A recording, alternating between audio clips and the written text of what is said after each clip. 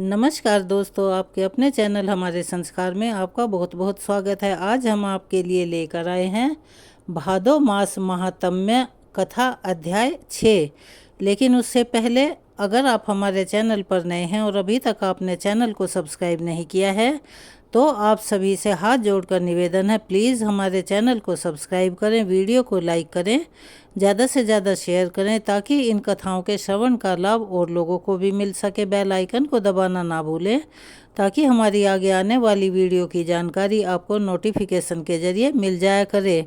आपका चैनल को सब्सक्राइब करना, वीडियो को लाइक करना और शेयर करना हमारे लिए बहुत मददगार साबित होता है। आपकी ये एक छोटी सी कोशिश होती है लेकिन ये हमारे लिए बहुत उत्साहवर्धक होता है। जय श्री कृष्णा, राधे राधे, हर हर महादेव। अब हम आपको सुनाते हैं भादो मास महात्म्य की कथा का आगे का वृतांत। ब्रह्मा जी कहते हैं, हे मुनिवर, कल्प के अंत में जब महासंहार आरंभ हुआ, चंद्रमा, सूर्य और वायु का नाश हो गया, स्थावर जंगम सभी प्राणी नष्ट होने लगे।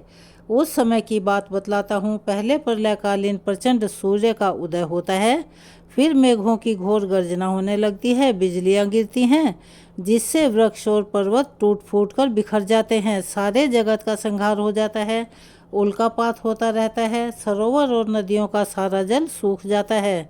फिर वायु का सहारा पाकर समर्थक नामक अग्नि पूरे विश्व में फैल जाती है। ऊपर से 12 सूर्य तपने लगते हैं। वह आग पृथ्वी को भेद कर रसातल में भी पहुंच जाती है और देवता, दानव तथा यक्ष को अत्यंत भय देने लगती है। पृथ्वी पर जो कुछ भी रहता है वह सबको जलाकर नागलोक को भी जला देती है और फिर क्रमशः नीचे के समस्त लोकों को तत्काल नष्ट कर देती है। ऐसे घोर महाप्रलय के समय परम धर्मात्मा मार्कंडेय मुनि अकेले ध्यानमग्न होकर बैठे हुए थे। प्रलय की अग्नि की लपट उनके पास भी पहुंची, उनके कंठ, तालु और होठ सूख गए। उस महाभयानक अग्नि को देखकर वे भी भय से व्याकुल होने लगे और कोई रक्षक ना पा सकने के कारण इधर उधर भागने लगे। चारों ओर अग्नि ही अग्नि थी, उन्हें कहीं भी शांति नहीं मिली। वे सोचने लगे कि क्या करूं, समझ में नहीं आता, किसकी शरण में जाऊं, किस प्रकार सनातन देव पुरुषेश का दर्शन करूं। इस प्रकार एकाग्र भाव से चिंतन करते करते वे महाप्रलय के कारण भूत सनातन दिव्य पद पुरुषेश्वर नामक वट राज के पास पहुंच गए। उस दिव्य वट को देखकर मुनि बड़ी उतावली के साथ उसके निकट गए और उसकी जड़ पर जा बैठे। वहां ना तो कालाग्नि का भय था और ना ही अंगारों की वर्षा का, ना ही वहां संवत्सर अग्नि आ सकती थी, ना ही वहां पर वज्रपात आदि का डर था। इसके बाद बिजली की मालाओं से विभूषित गजराज के समान कांति वाले महामेघ आकाश में उमड़ आए। उन्होंने पूरे आकाश को ढक लिया और इतनी वर्षा की कि पर्वत, वन और आक्रोश सहित समस्त पृथ्वी जल राशि में डूब गई, सारी दिशाएं पानी से भर गई। मूसलाधार वर्षा करके वसुंधरा को डुबोने वाले मेघों ने उस महाप्रलय की अग्नि को बुझा दिया। इस प्रकार 12 वर्षों तक भारी वर्षा होती रही।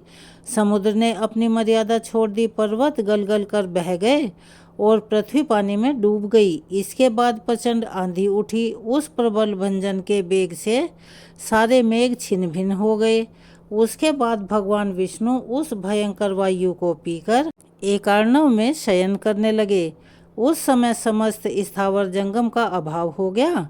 देवता, असुर, मनुष्य, यक्ष और राक्षस भी नष्ट हो गए थे। उस समय मार्कंडेय मुनि ने विश्राम के अनंतर श्री पुरुषोत्तम का ध्यान करने के बाद जब आंखें खोली तब पृथ्वी को जल में डूबा हुआ पाया। वह वटवृक्ष, पृथ्वी, दिशा आदि, सूर्य, चंद्रमा, अग्नि, वायु, देवता, असुर और नाग आदि कोई भी वहां दिखाई नहीं देता था। मार्कंडेय खुद भी जल में गोते खाने लगे। तब उन्होंने तैरना आरंभ किया। वे इधर उधर बड़े व्याकुल से भटकने लगे। उन्हें अपना कोई भी रक्षक नहीं मिलता था। पहले अग्नि के कारण भय से व्याकुल थे, अब पानी से व्याकुल हो रहे थे। उनके ध्यान करने से भगवान पुरुषोत्तम को प्रसन्नता हुई थी। इसीलिए मुनि को भय से व्याकुल देखकर वे कृपा पूर्वक बोले कि उत्तम व्रत का पालन करने वाले बेटा मार्कंडेय, तुम अभी बालक हो, थक गए होगे, आओ आओ शीघ्र मेरे पास चले आओ और अब तुम्हें डरने की भी कोई आवश्यकता नहीं है। मेरे सामने आ गए हो। भगवान की यह बात सुनकर मुनि चिंता में निमग्न हो गए। सोचने लगे कि क्या मैंने कोई स्वप्न देखा है या फिर मुझ पर यह मोह छा गया है। यह विचार आते ही उनके मन में दुख नाशक बुद्धि का उदय हुआ। अब उन्होंने यह निश्चय किया कि मैं भक्ति पूर्वक भगवान पुरुषोत्तम की शरण में जाऊंगा। इस निश्चय के अनुसार मार्कंडेय मुनि मन ही मन भगवान का ध्यान करते हुए उनकी शरण में गए। तब उन्होंने जल के ऊपर पुनः उस विशाल वटवृक्ष को देखा। उसके ऊपर एक अति सुंदर दिव्य पलंग बिछा हुआ था, जिस पर बाल रूपधारी भगवान श्री कृष्ण विराजमान थे। वे कोटि कोटि सूर्य के समान तेजस्वी शरीर से दैदीप्यमान हो रहे थे। चार भुजा सुंदर अंग, पद्म पत्र के समान विशाल नेत्र, श्री वत्स चिन्ह से विभूषित वक्ष स्थल और हाथों में शंख चक्र और गदा थी। हृदय वनमाला से विभूषित था। वे दिव्य कुंडल धारण किए हुए थे। गले में बहुत से हार शोभा पा रहे थे। दिव्य रत्नों से उनका श्रृंगार किया गया था। भगवान को इस रूप में देखकर मार्कंडेय मुनि के नेत्र आश्चर्य से खिल उठे। उनके मन में और शरीर में रोमांच हो आया। वे भगवान को हाथ जोड़कर प्रणाम करके बोले, अहो, इस भयानक कारणों में यह बालक भला कैसे निर्भय रहता है? इसे इस जल में कोई भय क्यों नहीं है? इस प्रकार मन में विचार करते हुए वह भयानक जलराशि में इधर से उधर बह रहे थे। उनकी चेतना लुप्त हो रही थी और वे अपने उद्धार के लिए व्याकुल हो रहे थे। उस समय उन्हें बड़ा दुख हुआ। इधर वटवृक्ष पर सोया हुआ वह बालक बाल सूर्य के समान प्रकाशित हो रहा था। वह अपनी महिमा में ही स्थित था। मार्कंडेय मुनि उस संपूर्ण तेजोमय बालक की ओर देखने में भी असमर्थ हो गए। इतना तेज उस बालक से निकल रहा था। मुनि को अपनी ओर आते देख बालक ने हंसते हुए मेघ के समान गंभीर वाणी में कहा, बेटा, जानता हूँ तुम बहुत थक गए हो और अपनी रक्षा के लिए मेरे पास आए हो। अब शीघ्र ही मेरे शरीर में प्रवेश कर जाओ, यहाँ तुम्हें पूरा विश्राम मिलेगा। बालक की बात सुनकर मार्कंडेय मुनि कुछ बोल ही नहीं सके। वे भगवान की माया से मोहित और विवश होकर बालक के खुले हुए मुंह में प्रवेश कर गए। उसके उदर में प्रवेश करने पर उन्होंने वहां अनेक जनपदों से घिरी हुई समूची पृथ्वी देखी। खारे पानी, ईख के रस, घी, दही और मीठे जल के समुद्रों को देखा। तरह तरह के वृक्षों को देखा, वनों को देखा। तरह तरह के फलों और फूलों से परिपूर्ण वनों को देखा। अनेक जीव जंतुओं से सेवित होकर अनेक आश्चर्य से युक्त बाघ, सिंह, सूअर, चौरी, गाय, भैंसे, हाथी, हिरण, वानर और अन्य जीव जंतुओं से सुशोभित वह वन अत्यंत मनोहर था। इंद्रादि अनेक देवता, सिद्ध, चारण, नाग, मुनि, यक्ष तथा स्वर्गवासियों से उस पर्वत की शोभा हो रही थी जहाँ पर वह वन था। इस प्रकार शोभा में सुमेरु पर्वत को देखते हुए वे बालक के उदर में भ्रमण करने लगे। उन्होंने क्रमशः हिमवान, हेमकूट, निषद, गंधमादन, श्वेत, दुर्धर, नील, कैलाश, मंदरगिरी, महेंद्र, मलय, विंद, पर्यात्र, अर्बुद, सह, शक्तिमान तथा मैनाक आदि बहुत सारे पर्वतों को भी देखा। उन्होंने इस श्लोक में जितने भी चराचर भूत देखे थे वे सब उन्हें भगवान के कुक्षी अर्थात उनके उदर में दिखाई दिए।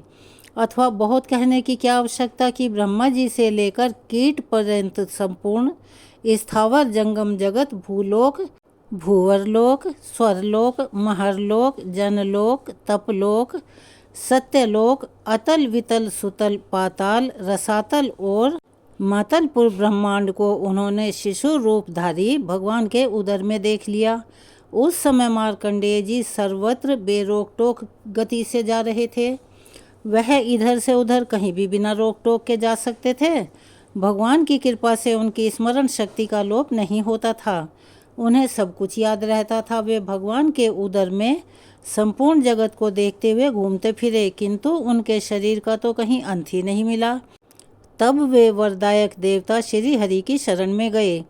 ठीक उसी समय सहसा विवायु के वेग से खींचकर भगवान के खुले हुए मुख से बाहर निकल आए। बाहर निकलने पर उन्हें फिर से मनुष्यों से शून्य सारी पृथ्वी एक अर्णव के जल में डूबी हुई दिखाई दी। साथ ही वटवृक्ष की शाखा पर पलंग के ऊपर विराजमान शिशु रूपधारी भगवान का भी दर्शन हुआ, जो संपूर्ण जगत को अपने उदर में लेकर विराजमान थे। भगवान ने देखा कि मार्कंडेय मुनि मुख से निकलकर जल में तैरते हुए अचेत से हो रहे हैं। तब उन्होंने फिर हंसकर कहा, बेटा, क्या तुमने मेरे उदर में रहकर विश्राम कर लिया? वहाँ घूमते समय तुमने क्या क्या आश्चर्य देखा? मुनि श्रेष्ठ, एक तो तुम मेरे भक्त, दूसरे थके मांदे और तीसरे मेरी शरण में हो। इसीलिए तुम्हारा उपकार करने के लिए मैं तुमसे बातचीत करता हूँ। इधर मेरी ओर देखो तो सही। भगवान का यह वचन सुनकर अचेत हो रहे मार्कंडेय मुनि का रोम रोम हर्ष से खिल उठा। यद्यपि दिव्य रत्नों से अलंकृत तेजों में भगवान की ओर देखना बहुत कठिन था, फिर भी उन्होंने उन्हें देखा। भगवान की कृपा से उन्हें क्षण भर में नूतन, प्रसन्न और निर्मल दृष्टि प्राप्त हो गई थी। तब मार्कंडेय जी ने भगवान के देव वंदित चरणों को, जिनकी अंगुलियां और तलवे लाल लाल थे, मस्तक झुकाकर प्रणाम किया। हर्ष से युक्त और विस्मित होकर बारंबार उनकी ओर देखा तथा हाथ जोड़कर हर्ष से गदगद वाणी में उन परमात्मा की स्तुति आरंभ की। मार्कंडेय जी बोले, माया से बाल रूप धारण करने वाले देव, जगन्नाथ कमल के समान सुंदर नेत्रों वाले, हे सुरश्रेष्ठ पुरुषोत्तम, मैं दुखी होकर आपकी शरण में आया हूँ, मेरी रक्षा कीजिए। संवर्धक नामक अग्नि ने मुझे संतप्त कर रखा है। प्रभु, मैं अंगारों की वर्षा से भयभीत हो रहा हूँ, मेरा उद्धार कीजिए। हे देवेश, हे पुरुषोत्तम, मैंने आपके उदर में संपूर्ण जगत को देखा है, इससे मुझे बड़ा आश्चर्य हुआ है। इस समय मैं दुख में घिरा हुआ हूँ, मेरी रक्षा कीजिए। हे पुरुषोत्तम, इस अवलंब शून्य संसार में आपके सिवा दूसरा कोई मुझे सहारा देने वाला नहीं है, मुझ पर प्रसन्न होइए। हे सुरश्रेष्ठ, प्रसन्न होइए। विभूत प्रिय, प्रसन्न होइए। देवताओं के नाथ, प्रसन्न होइए। देवताओं के निवास स्थान, प्रसन्न होइए। जगत के कारणों के भी कारण सर्वलोकेश्वर, मुझ पर प्रसन्न होइए। सबकी सृष्टि करने वाले देव, प्रसन्न होइए। हे धरणीधर, मुझ पर प्रसन्न होइए। जन्म निवास करने वाले परमेश्वर, मुझ पर प्रसन्न होइए। हे मधुसूदन, मुझ पर प्रसन्न होइए। कमलाकांत, प्रसन्न होइए। त्रिदशेश्वर, प्रसन्न होइए। कंस और केसी का नाश करने वाले, हे श्री कृष्ण, प्रसन्न होइए। अरिष्टासुर का नाश करने वाले, हे गोविंद, प्रसन्न होइए। दैत्य नाशक, हे श्री कृष्ण, प्रसन्न होइए। दानवों का अंत करने वाले वासुदेव, प्रसन्न होइए। मथुरावासी हरे, प्रसन्न होइए। हे यदुनंदन, प्रसन्न होइए। इंद्र के छोटे भाई उपेंद्र, प्रसन्न होइए। वरदायक अविनाशी देव, प्रसन्न होइए। भगवान, आप ही पृथ्वी, आप ही जल, आप ही अग्नि और आप ही वायु हैं। हे जगतपति, आकाश, मन, अहंकार, बुद्धि, प्रकृति तथा सत्व आदि गुण भी आप ही हैं। आप संपूर्ण विश्व में व्यापक पुरुष हैं, पुरुष से भी उत्तम पुरुषोत्तम हैं। प्रभु, प्रसन्न होइए। मार्कंडेय जी के इस प्रकार स्तुति करने पर भगवान बहुत प्रसन्न हुए और फिर मेघ के समान गंभीर वाणी में कहने लगे, हे मुनि श्रेष्ठ, तुम्हारे मन में जो इच्छा हो उसे कहो। ब्रह्म ऋषि, तुम मुझसे जो कुछ भी चाहोगे वह सब मैं तुम्हें दूंगा। मार्कंडेय जी बोले, देव, मैं आपको और आपकी माया को जानना चाहता हूँ। देवेश, आपकी कृपा से मेरी स्मरण शक्ति लुप्त नहीं हुई है। पुंडरीकाक्ष, आप अव्यय हैं। मैं आपके तत्वों को समझना चाहता हूँ। इस संपूर्ण जगत को पीकर आप साक्षात परमेश्वर यहाँ बाल रूप से क्यों रहते हैं? यह सब बातें बताने की कृपा करें। मुनि के इस प्रकार पूछने पर भगवान ने जो कुछ कहा उसका वृतांत हम आपको अगली वीडियो में सुनाएंगे। उस वीडियो का इंतज़ार कीजिएगा। चलिए अब आपको सुनाते हैं भगवान बलराम जी से संबंधित हल षष्ठी की कुछ विशेष और पौराणिक कथाएं, जिसे सुनने से भगवान बलराम जी का आशीर्वाद मिलता है। कथा के अनुसार स्वयंभू मनु के पुत्र प्रियव्रत हुए थे। वे योगी होने के कारण विवाह नहीं करना चाहते थे, किंतु ब्रह्मा जी की आज्ञा से उन्होंने मल्लिका नाम की कन्या से विवाह किया।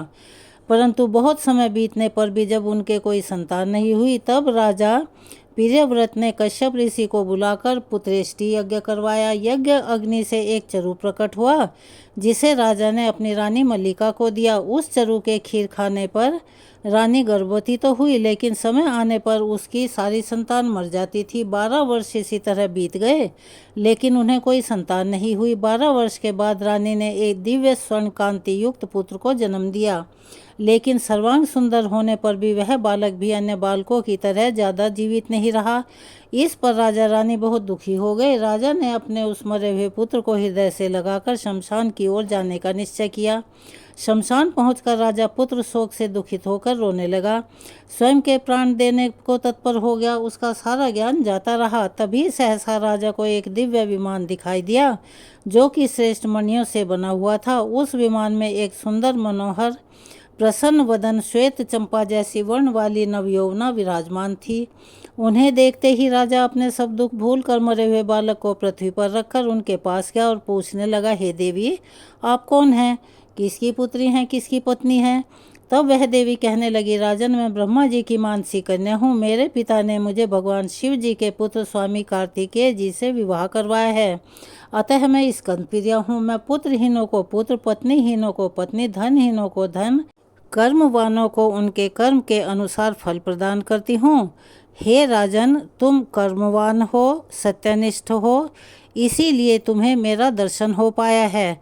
अब तुम अपने दुख दर्द त्याग कर मेरा स्वयं पूजन करो और सर्वत्र भी कराओ। मैं तुम्हें वरदान देती हूँ कि तुम्हारा मरा हुआ यह पुत्र शीघ्र जीवित हो उठेगा और परम प्रतापी होगा। अश्वमेध यज्ञ करेगा, यह सुवर्त नाम से विख्यात होगा। ऐसा कहकर देवी अंतर्ध्यान हो गई।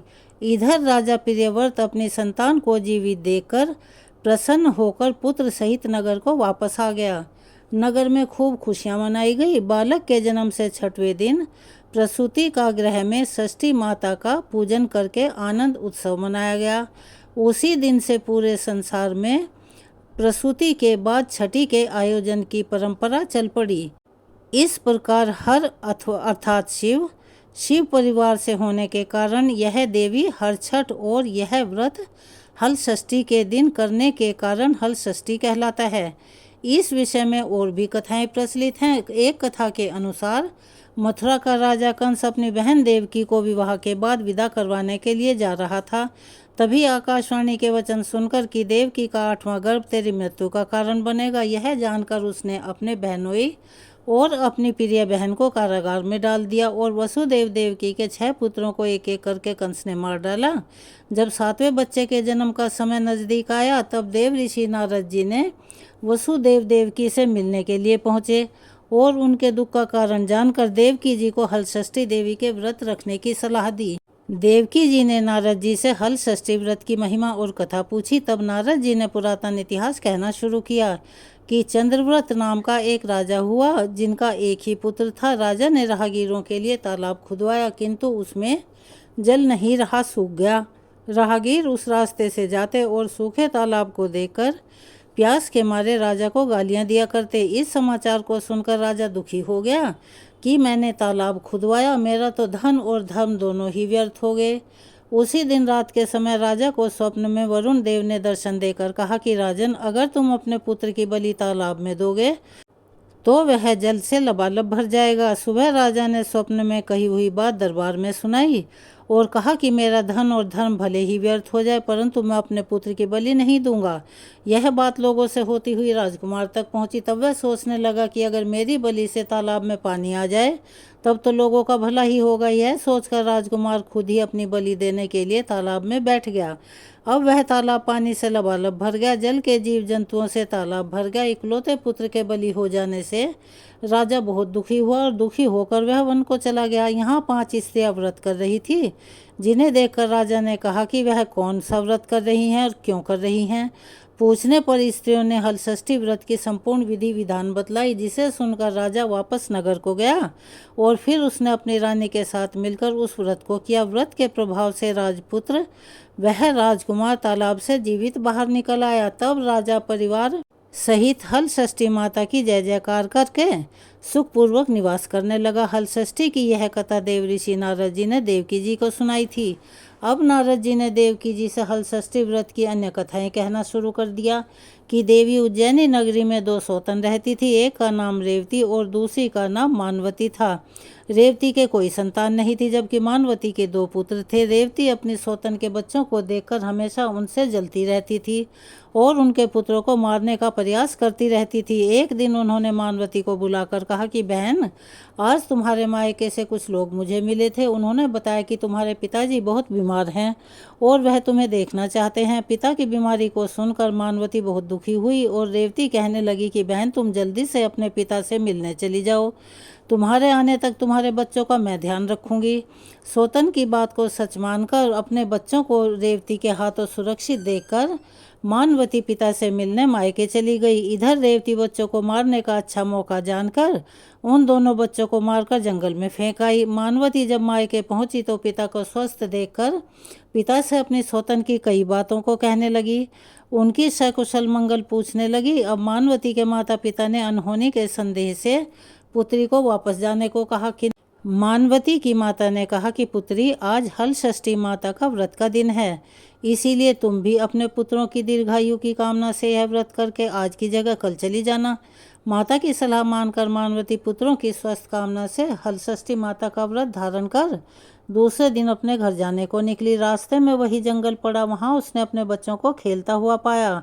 उनसे पूछा कि तुम लोग यहाँ कैसे पहुँचे। तब उन बालकों ने बताया कि माँ, आपके चले जाने के बाद हमारी दूसरी माता रेवती ने हमें मारकर यहाँ फेंक दिया था।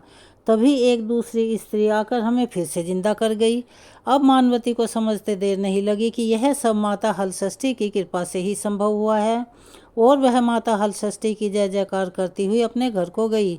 नगर में मानवती के पुत्रों को पुनः जीवित देकर माता हल षष्ठी की महिमा जानकर सभी स्त्रियां अब हल षष्ठी का व्रत करने लगी। तो यह थी आज की हल षष्ठी की कथाएं। आपको कैसी लगी कमेंट्स बॉक्स में अपनी राय अवश्य लिखिएगा। अगर आप हमारे चैनल पर नए हैं और अभी तक आपने चैनल को सब्सक्राइब नहीं किया है तो आप सभी से निवेदन है कि प्लीज़ हमारे चैनल को सब्सक्राइब करें, वीडियो को लाइक करें, ज़्यादा से ज़्यादा शेयर करें ताकि इन कथाओं के श्रवण का लाभ और लोगों को भी मिल सके। बेल आइकन को दबाना ना भूलें ताकि हमारी आगे आने वाली वीडियो की जानकारी आपको नोटिफिकेशन के ज़रिए मिल जाया करे। कमेंट्स बॉक्स में जय श्री कृष्णा, राधे राधे, हर हर महादेव लिखना ना भूलें। अपना सहयोग और प्यार हमें ऐसे ही देते रहें। आपका एक छोटा सा प्रयास हमारे लिए बहुत मददगार साबित होता है, इसीलिए प्लीज़ हमारी मदद कीजिए। धन्यवाद।